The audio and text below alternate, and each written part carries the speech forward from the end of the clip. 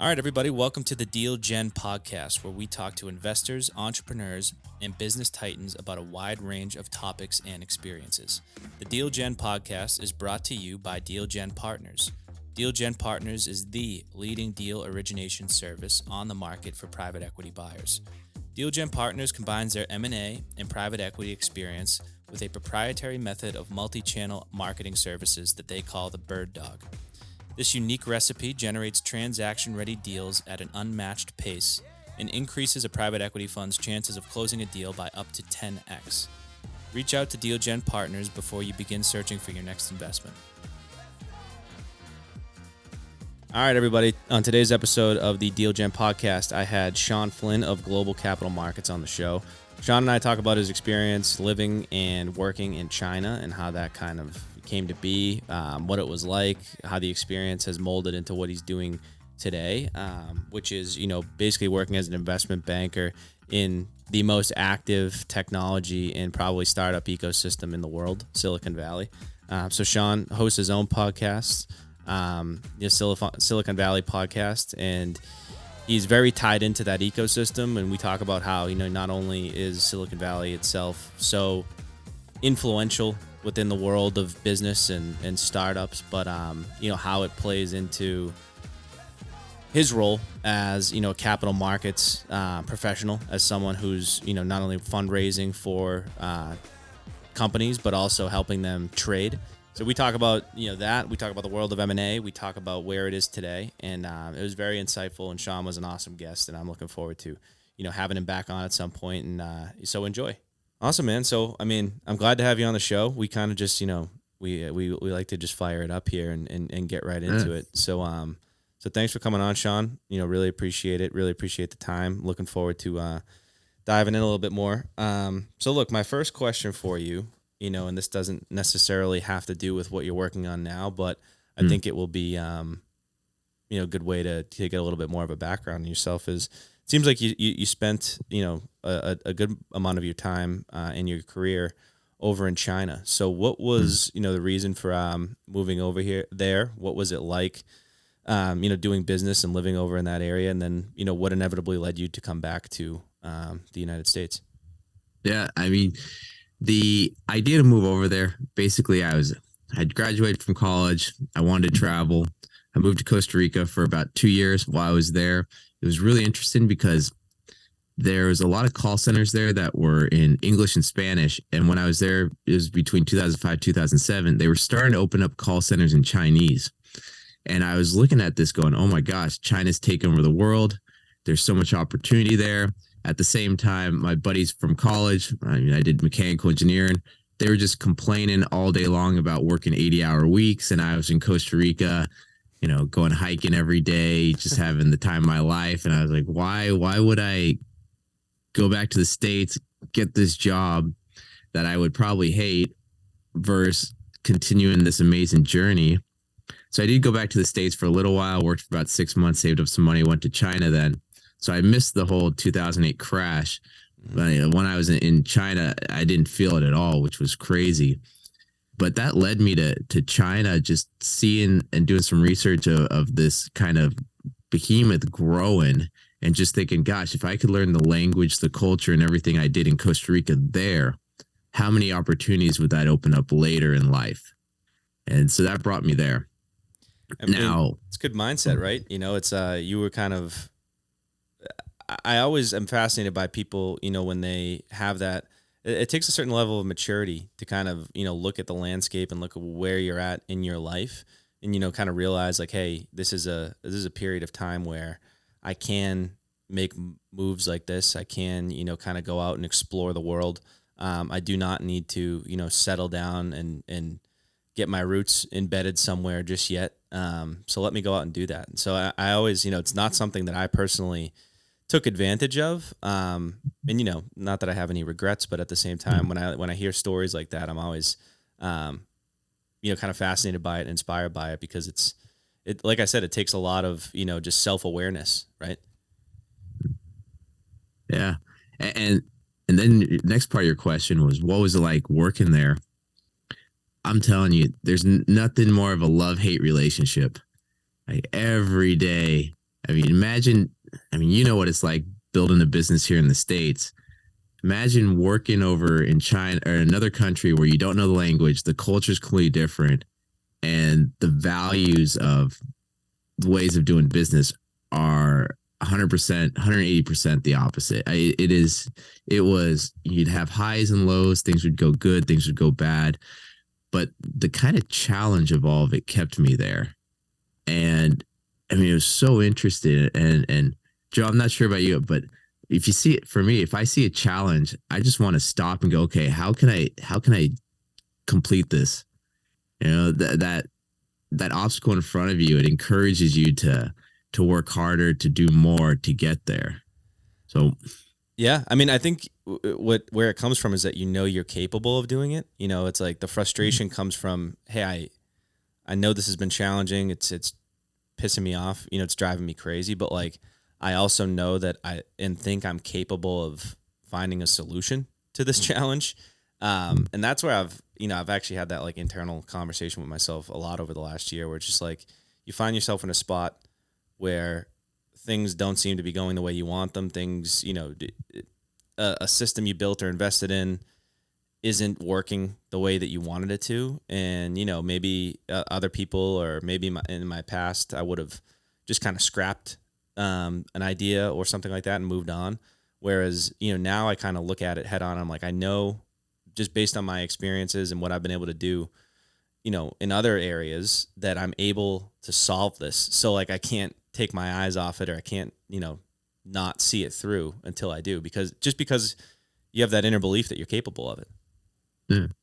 And that motivates you more to do it. I mean, Yep. you don't want to go through life and have those easy challenges where it's softball pitches here and there, and you're like, it's comfortable. You don't grow. Nope. You don't progress. You don't see yourself improving from one year to the other. So, I mean, those challenges, even though you don't want to face them, you're excited to face them. I agree. I agree.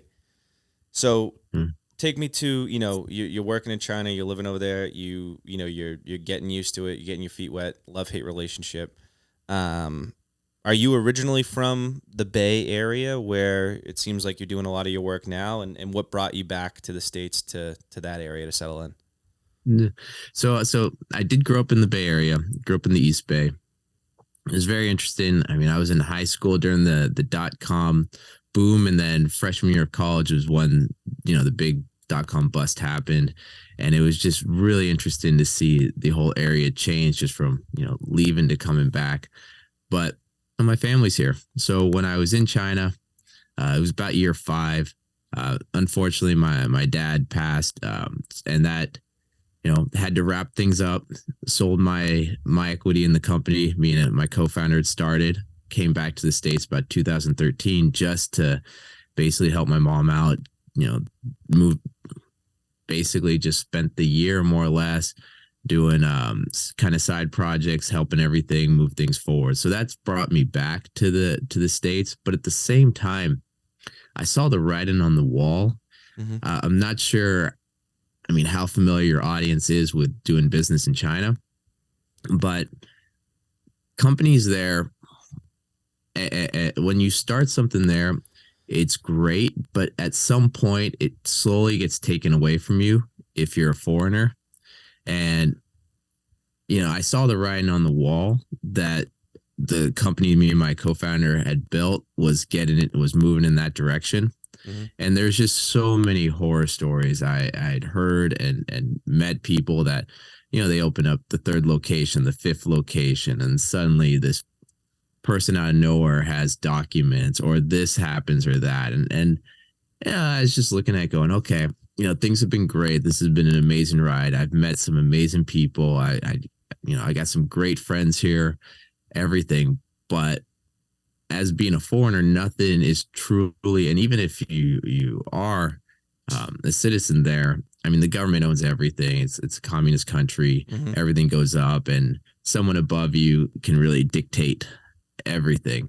So I just looked at it going, okay, do I really want to spend my entire career, life building things out with the uncertainty that they won't be mine, or, that I'll offend someone at a dinner or something, and next thing you know, it's gone? Or did I learn enough lessons here? Is it the right time in my life to come back to Silicon Valley and take the lessons I learned there and try to implement them here and see how far I can get? And when my dad had passed, I'd done a lot of soul searching, did a lot of thinking, and thought, okay, it's time. I've been overseas about 8 years at that point total, and it was okay. Let's go back to the States.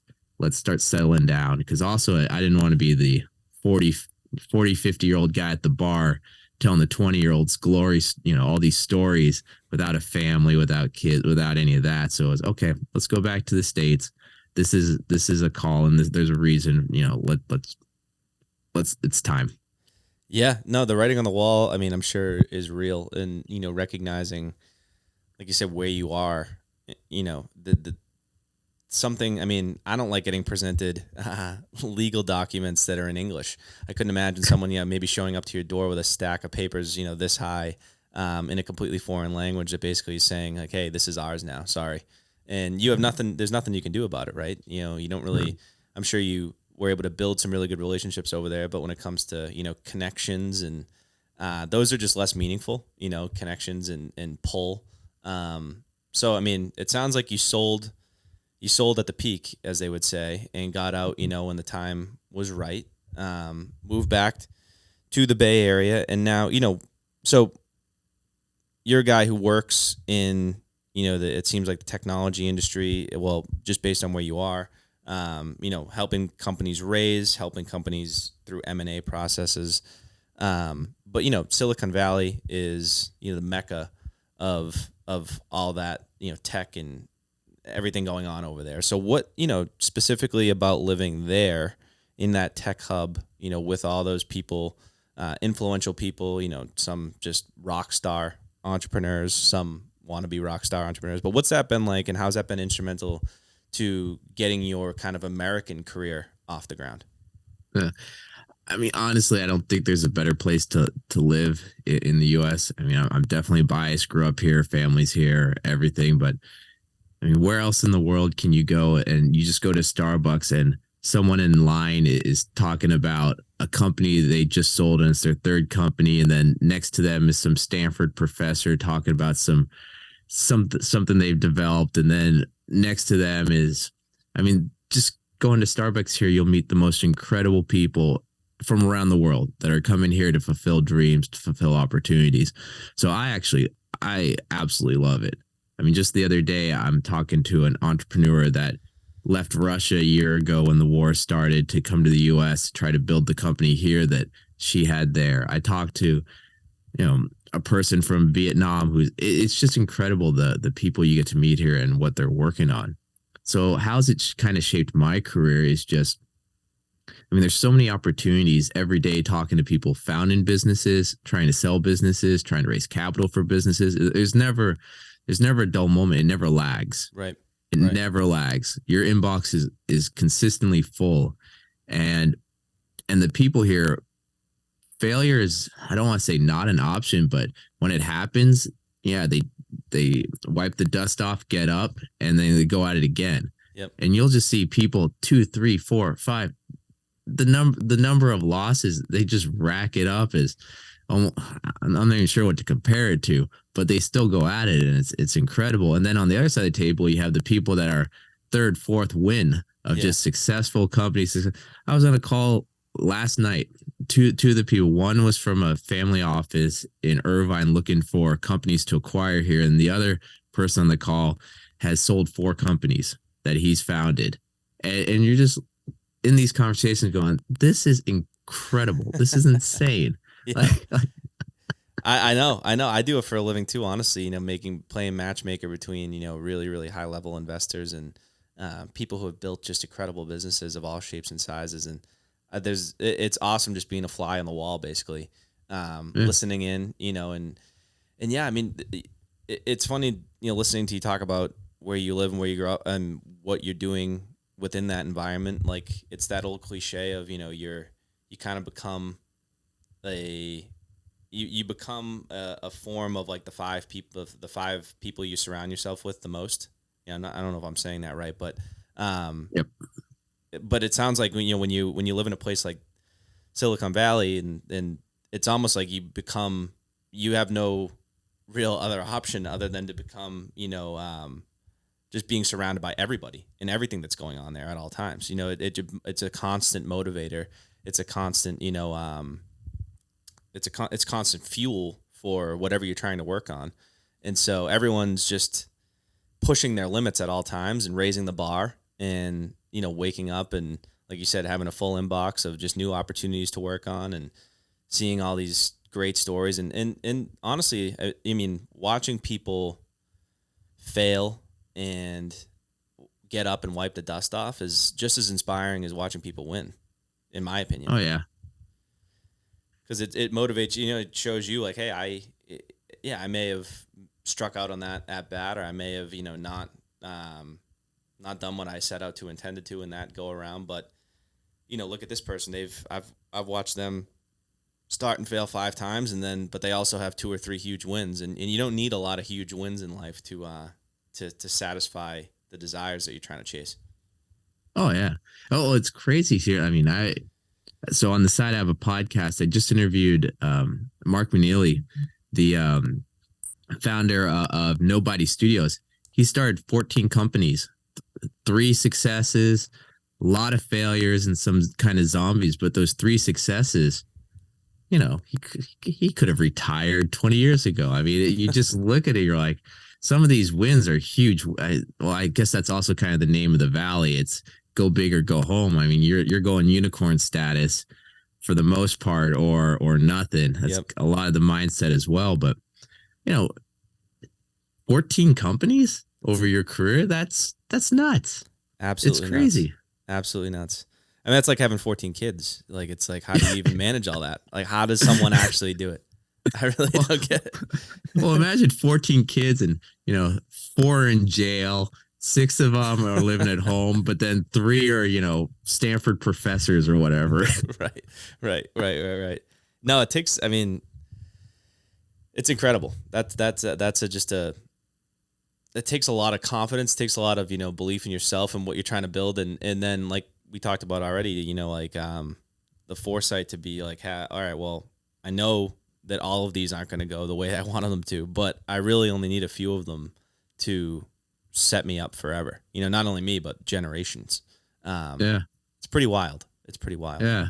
Another interesting person. I interviewed the guy, Hacker Dojo, Jonathan, and when I was talking to him, it was his 4th company that succeeded. And I was like, weren't you kind of frustrated? He goes, I know VCs 1 in 10 do all the returns, so I was planning to make 10 companies in my life. And he just said that with this stare, and I was like, okay, he was 100% serious. Okay. Like, that's unbelievable. It really is. It's crazy. The mindset of some of these guys. So look, talk to me a little bit, before I ask my next question about what you're working on now. Give me a little bit of background on what you spend your time doing, what that, that full inbox, what types of opportunities are you seeing, and what are you working on every day? Great question. So when I'm not doing the podcast, is a lot of fun. I'm an investment banker, mergers, acquisition, growth capital, lower mid-market. I mean, we focus on transactions between 10 and 250 million, that size. And we also do a little bit of secondaries as well, more for the location that we're in, Silicon Valley. What I'm seeing, there's a lot happening right now with a lot of companies. They, raised around a year ago, maybe 18 months ago.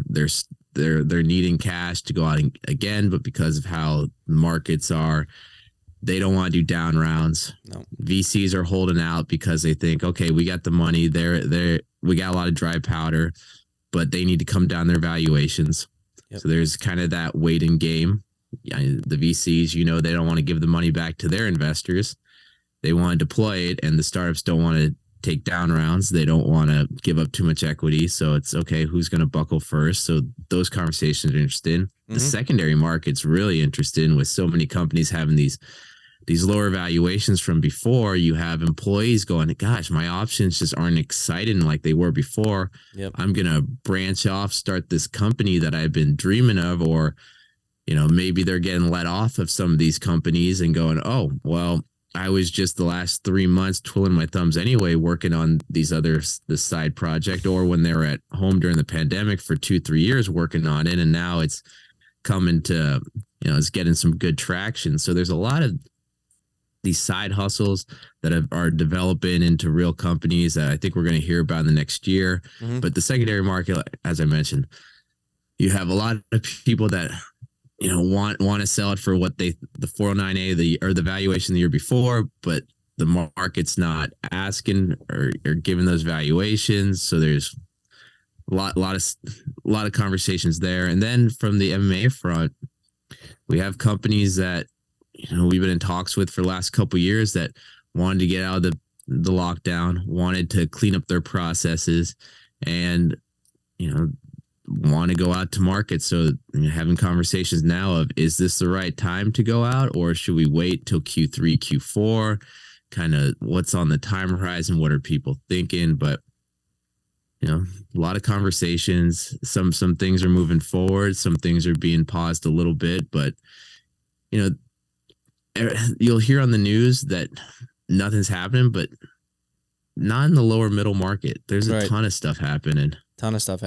I agree. That's where we play ball too. And so you have maybe a client or a company, a founder comes to you and they want to sell or they want to raise. I know a lot of the conversations are happening, but I guess at this moment in time, what's your advice for some of them? If someone wants to sell their company, like you said, they got through the pandemic, they took some time to get their financials in order, they took some time to maybe scrap some unnecessary expenses and get more profitable.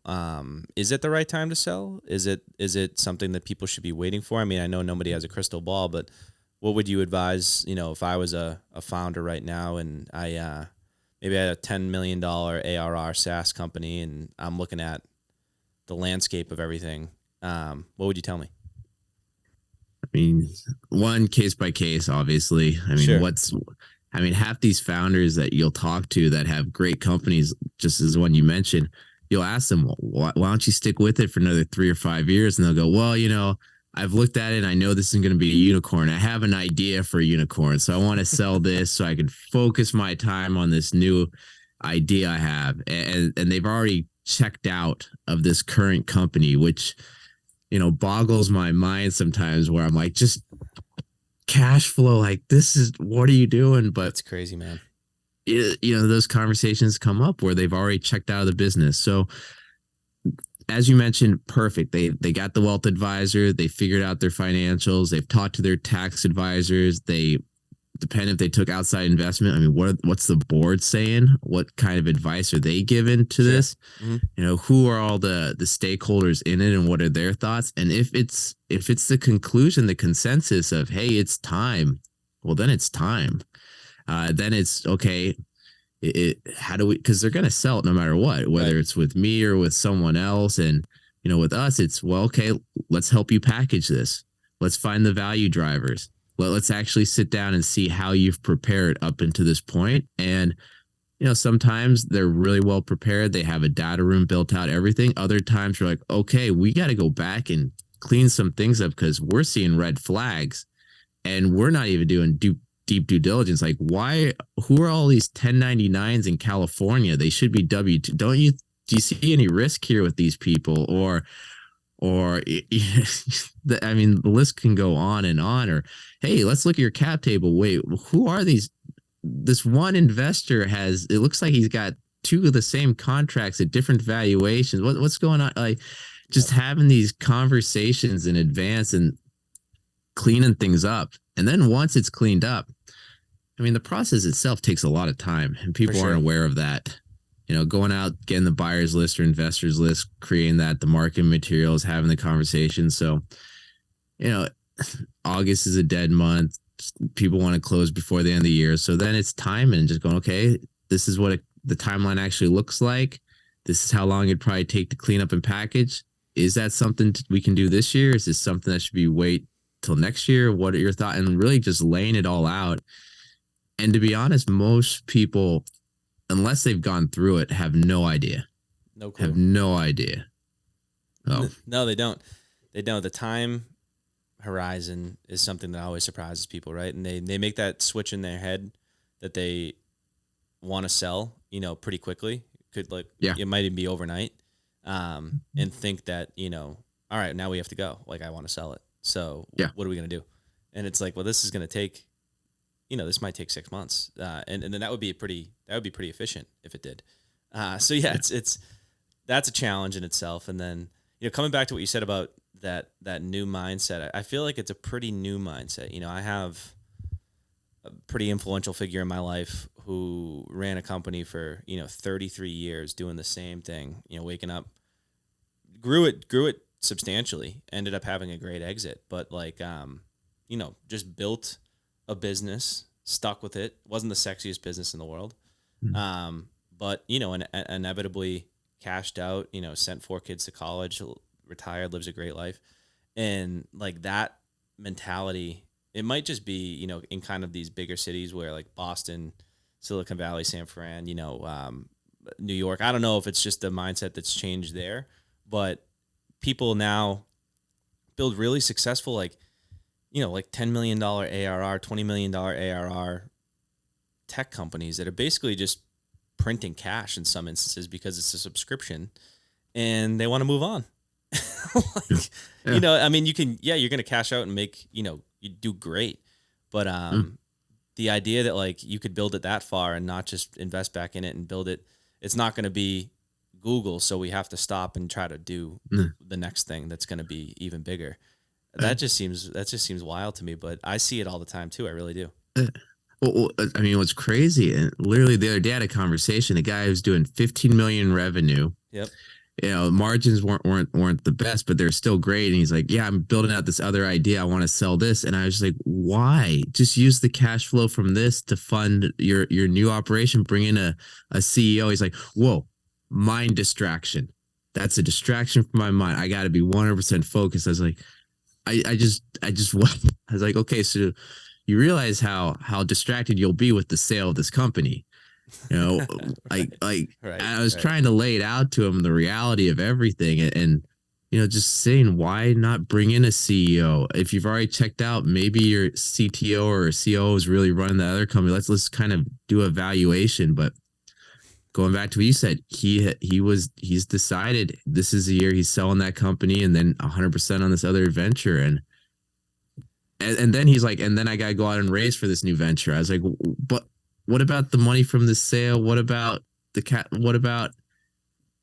But it was this process. I'm in Silicon Valley. I go out to VCs. I use that money. I build a company. I don't know. It's interesting, man. It's interesting. It's very interesting. It's very interesting. I talk about it all the time because with my business, what I'm doing right now, like, I mean, we're just focused on cash flowing and, making money and maybe reinvesting it elsewhere outside of the business into other cash flowing entities and assets. And, I love it, but I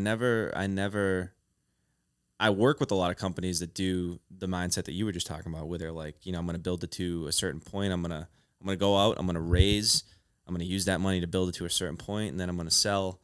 And, I see the map, but it's funny that like that, they're two completely different, approaches. And I always encourage people who are just getting started that maybe don't have that like Silicon Valley experience yet to, if you're going to build a business, use it to make money. You don't have to like, just because everyone's talking about it on Twitter, like going out and raising a series A, B, C and trying to do all this crazy stuff. Like that's not the only way to grow a business.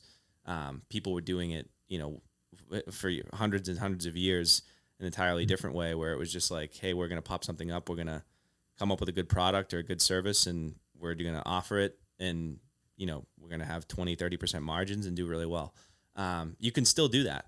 A lot of people maybe they're maybe forgetting it. I don't know.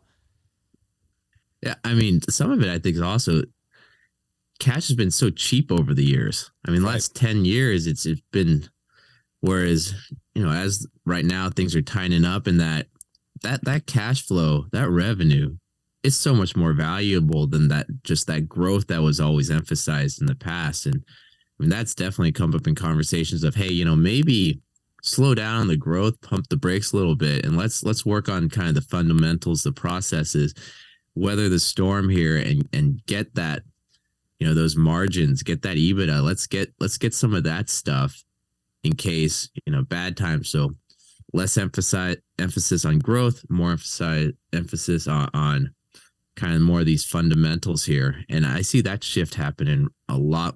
It's coming up in a lot of conversations now going, hey, do you really need to go to the moon, or maybe a slower growth that's more predictable might be the way to go moving forward? Yep. Yep. And it's funny because once you master that process, it becomes repeatable. I mean, you don't have to only start one company and run it. I just give an example there, but once how to grow a business with good fundamentals and profitability, you can take that same toolbox and apply it elsewhere and grow another business. And again, none of them have to go to the moon. But if you do it repeatably and well, I mean, I don't know. I've personally always put an emphasis on that myself, where it's like, let's have something that, from day one starts making profit, and, we can continue to make profit if we grow this way. And then I'm always fascinated by the other people that take a different approach, where it's like, hey, I have this great idea. I'm going to need to go out and raise $20 million in order to execute it. And here's why. And a lot of them are really good at it, and they can do it. And, they see the writing on the wall, and they know exactly what the game plan is, and they execute it to a T. And it's just different founders' mentalities, I guess. Yeah. Yeah. But another thing, I'm not sure for your audience, that once you take outside capital, the world changes. Oh yeah. Well, it's not, you kind of have a boss at that point. Yeah. So look, you mentioned you do a podcast. What was the reason for starting that? Why do you do it? What's it about, and why do you continue to do it? What value do you get from it? Yeah. So the podcast is called the Silicon Valley Podcast. So it was really funny. It was more, I started just kind of, so I had a public access TV show called Silicon Valley Successes, where I interviewed people here in Silicon Valley, and it caught on. It was in 28 cities, public access. But I did that more or less out of laziness, because what I was doing at the time was helping a lot of companies from overseas set up operations in Silicon Valley, and Silicon Valley companies set up operations in tech parks in mainland China.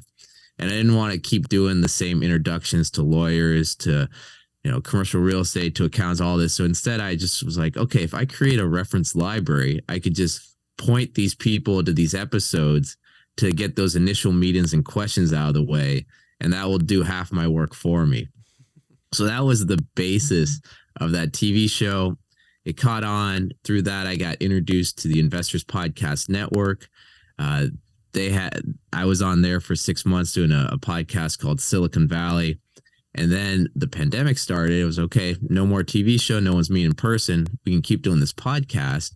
Mm-hmm. And so the podcast, I kept doing it on episode like 175 now. Wow. I just love it because of the people I get to talk to.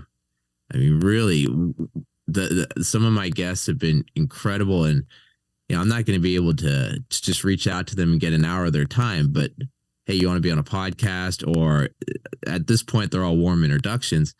I'm able to sit down with some of the most amazing people, ask the questions I want, learn. And, it is creating a reference library for people. And I really just like when I get this feedback from audience of going, hey, I listened to, Brett Sharonow's episode on how to create a pro forma, and now I implement it in my company, and it's been fantastic. Or, oh my gosh, I listened to the episode with Avram Miller, co-founder of Intel Capital, about finding ideas in graveyards. And now I've gone back to ideas that failed that I saw, and I'm implementing one in my start. It's just stuff like that. So it's a great, relationship builder for investment banking. It's great, for me, finding mentors for myself just to get this knowledge. It's just a way, it opens up so many doors that Joe, you've had a podcast. I think it just opens up so many doors that I don't think people realize unless they've had a podcast that, has gone past those first few episodes. They've actually built it out. It's incredible. No one says no to being on a podcast. They don't know you. I mean, you literally said my answer for me. You know, it's the same answer I would have had. Until I started doing it, I didn't realize that. But you, you know, you don't have to build this thing that becomes the Joe Rogan experience, you know, and has millions of followers and listeners. It's a fantastic way to get to know somebody and talk to somebody and meet somebody. And, you know, I say this line too sometimes, which I think is powerful. Like, me and you do a lot of podcasts. You know, you've done over, like you said, 175 ish. I've done plenty in my day, you know, probably upwards of 200 between a couple different shows. And that's great. But for the guest, you're one of maybe one of two, Yep. one of three podcasts that they've ever done. So it's like you share that with them. You share a bond with them in that way that they don't share with many other people, if not anybody else. So you get to know them that way. They don't say, no one says no, because they love to make content. They like to talk about what they're doing. It's cool. I mean, I'm sure you're on one right now. I've been on other people's shows too, and it's fun. You know, it's a good way to just stop doing, you know, the kind of monotony of every day and get on and talk about other things. But people love to hop on, and I've noticed it too, where it's, if I sent this person hey, this is what I do, this is who I am, want to grab lunch or want to grab a 20-minute Zoom, that would have just gone into the abyss. But because I asked them to be on a show, they're amped up to talk to me. Yeah. And it's like, I would have never gotten that opportunity if I didn't create this vehicle of being able to get in front of them. I've met and done business with a lot of people just from having that tool. So it's, I think we're completely aligned in how we view it and what we use it for. And, you know, I like talking about it because I think other people should consider doing it, especially if they're in, you know, similar, I guess, industry and business that we are, where it's, you know, it's transactional. It's about building a network. It's about building really strong relationships. And this is a great way to get in the door. Yeah. And not only that, it's for your audience as well, they'll introduce you to their network. Right. It's incredible, the warm intros. Like, hey, I have a friend. Would you like to interview him as well? And you're like, yeah, send him over. Right. It's amazing. It's amazing. And you think about that, like, not that you do, I'm sure you probably don't do business with every single person you talk to. And that's not, again, that's not the intention. But it would almost be like, you know, you have a customer or a client and they're like, hey, I like using this. Like, I'm going to tell everybody else about it, you know, and they just go tell other, you know, people or companies that are doing even bigger and, you know, doing what they're doing even on a bigger level. And I know it's amazing. It's amazing. And there's a like built in, and again, this is just things I've thought about, and it's not like the intention by any means, but there's kind of like that, you know, built in reciprocity where it's like, hey, I had you on. So if you go back to that person and ask, like, hey, you know, I saw you're connected with so-and-so.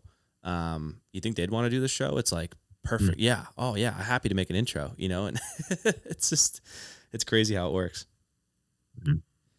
So last question for you, Shawn, before I let you go. You know, it's a very simple, kind of just funny, gimmicky question, but at the end of the day, I like knowing about it. You know, what's the best thing, you know, that you've bought recently for under $100? You know, a tool that maybe you use every day, or just, it could be anything. I mean, it was about a year ago. Hopefully that's recent enough. I thought of that right now. I bought a used iPad.